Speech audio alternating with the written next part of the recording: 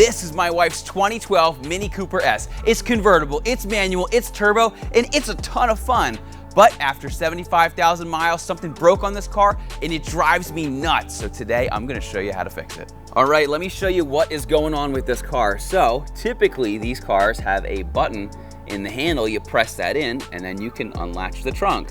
Now, when I first got the car, I realized that the rubber was all busted up and I thought, you know what?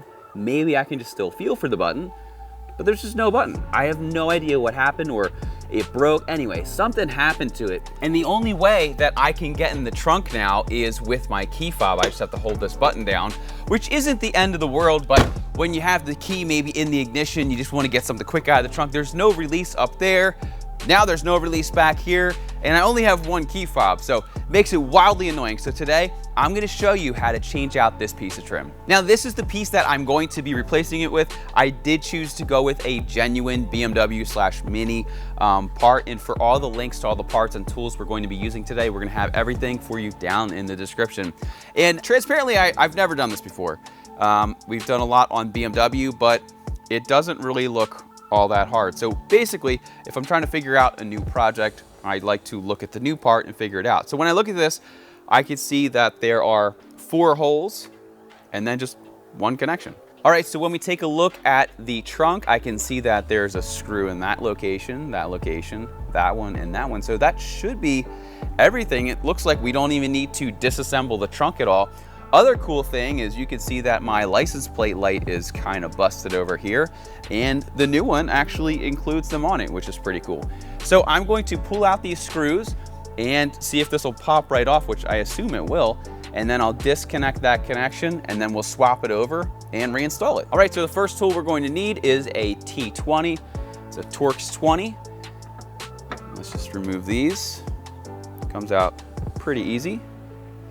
Now, one thing that you could also do is you could replace these screws. So something to think about. You can certainly reuse them as well. This car was down by the ocean, so my bolts are a little bit corroded, but they're still fine to use. I'm just going to carefully lift this up, and then you have one connection right there. So I'll just disconnect that. Make sure that it doesn't fall down into the unknown. And if you take a look here, you can see my busted up button.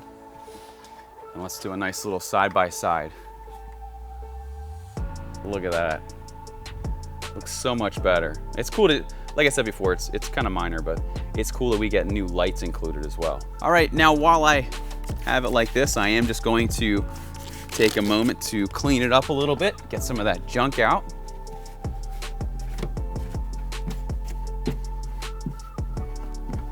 Just use some common detailing spray.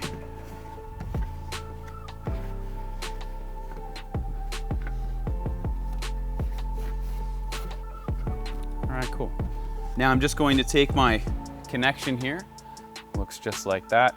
There's this little tab that sticks off. Just make sure that it goes the correct orientation, like that. I'm actually gonna try to test it. Okay, so when I push the button, you can hear it actually actuating, which is awesome. I'm gonna put this piece back here, like so. And I'm going to replace the screws. This was actually way easier than I thought it was gonna be. At first, I thought I was gonna have to take apart the trunk a little bit, but that was so easy. Now, if you have the same issue as me, make sure that your key is in your pocket and not accidentally in your trunk when you go to first do your test, but you should always test it off the car like we did by just pushing the button, and you should hear it. Let me just double check I have my key in my pocket. All right, let's do our first test. Yes, victory. It's so funny because we do, you know, big turbo kits, we do roll cages, we do tuning, race gas, and I'm most excited about this piece right now because this was driving me completely nuts. So what I'm gonna do is I'm just gonna wipe down the piece here, and that's pretty much everything. I mean, I didn't even have to disconnect the battery for this. So it's just really these 4 T20s. It's one connection, and that is going to make your life significantly better.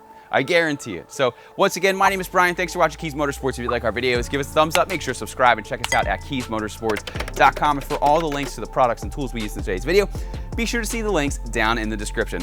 The other thing that I do want to note is that we're going to also have compatibility for the part down there as well. This is an R59, works on the R56 and many other minis. So once again, thanks for watching, and we'll see you in the next video.